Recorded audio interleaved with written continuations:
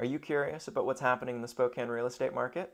Well, this video, we've got you covered. From everything including market trends and data, plus predictions for the future, everything's going to be right here in this video. Whether you're a buyer, seller, or just someone interested in the Spokane real estate world, tune in while we dive into the latest Spokane real estate market update.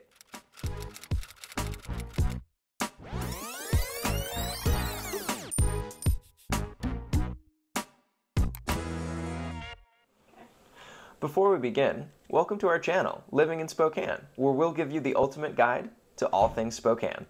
Whether you're thinking about making a move, a longtime resident, or just someone interested in knowing what makes Spokane such an awesome place to be, you've come to the right place. We're going to give you tips on everything, like the top places to eat and drink, places to go out downtown, and maybe even fun outdoor activities and cultural events. So whether you're a Spokane native or a total newcomer to the area, this is the place for you to come and hang out. Let's go discover everything that Spokane has to offer.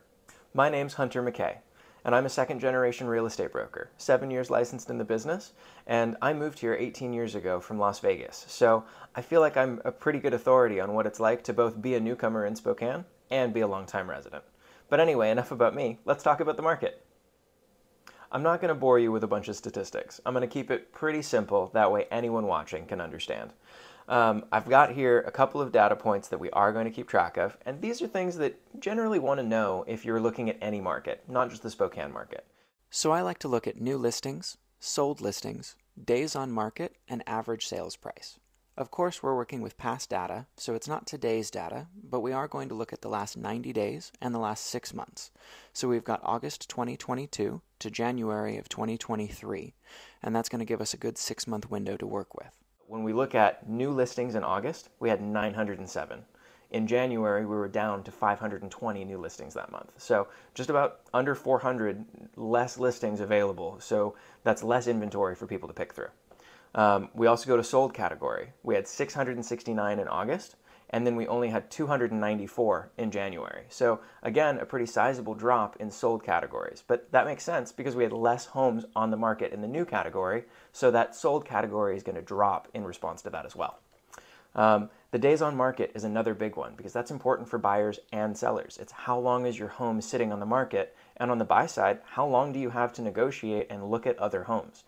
In August, that was only 13 days for average market time, and in January, we were up to 22 days on market, so almost double what we were expecting. So it's a lot more time. Good for buyers, maybe not so good for sellers. Average sales price. This is the big one. We were all the way up at $415,000 in August of 2022. In January, we dropped $45,000 to $370,000 for the average sales price. Again, good for buyers, maybe not so good for sellers. So before we wrap up, everyone's been asking, what do I think's next? What's my prediction for the future? And my favorite saying is, let me go into my crystal ball. It's cracked, it's wizened, it's cloudy, it's foggy, it's probably wrong. But, okay, you force me, I have to guess. Let's take a look at it. Inventory is continuing to go up, but primarily because solds are going down. And so not enough people are buying houses because there's fear in the market. Interest rates are continuing to go up, and we've seen record high prices over the last 4 years. And so when you combine record high prices with higher interest rates, you get to a level of unaffordability for certain people. So I do think prices are going to continue to go down.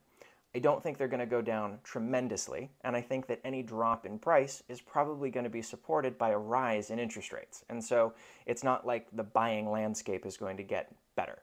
I think economically, we're in for a short recession. Everyone agrees that we're finally here and having it, but I don't really know what that means for normal middle-class Americans in Spokane. We've always been an interesting buffer zone. You know, not a lot of people make their money in the stock market. We're blue-collar workers who like to earn our keep and go to work for our money. And so I think everyone needs to keep going to work and make sure they keep a job, but it's okay to start cushioning your savings and planning for a harder winter. It won't be a long one, but I think that we can all do to save a little bit more and plan for higher interest rates for a little bit longer. So we've talked about your average buyer and your average seller, but what if you're a cash investor and you've just been sitting around waiting for the market to turn? Maybe you sold a couple of your rental properties during COVID and you've been holding out because you knew the rental laws weren't really in your favor to pick up another rental. I get it. I was there. I had to do a 9-month eviction. More on that in another video. it's okay to be nervous still, because honestly, interest rates going up or down doesn't really impact you. You're all price driven. You want to know, when are things going to make sense again? Unfortunately, I can't answer that, and neither can any of your financial managers. So we have to just kind of do our best. Yeah, waiting out a little bit longer for prices to go down might be in your best effort, but just the same way that I'm recommending the buyers need to look at what's my 5 to 7 year plan, you as an investor need to look at what's your 5 to 7 year plan. We need to pull out our trajectories and get used to reinvesting in our communities. Everything was so quick during COVID. Everything happened so quickly, and we need to get used to things taking a little bit longer and deploying our capital for longer. Interest rates be damned. Hey, thanks everyone. This brings us to the end of our Spokane market update.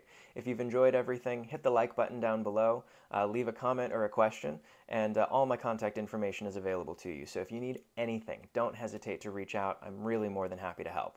Anyone who subscribes to our channel is going to get first notification of all new videos, and it's going to be stuff that you want to tune in for, so don't miss out. Hit the subscribe button below. Hope everyone has a fantastic day, and I'll see you at our next video.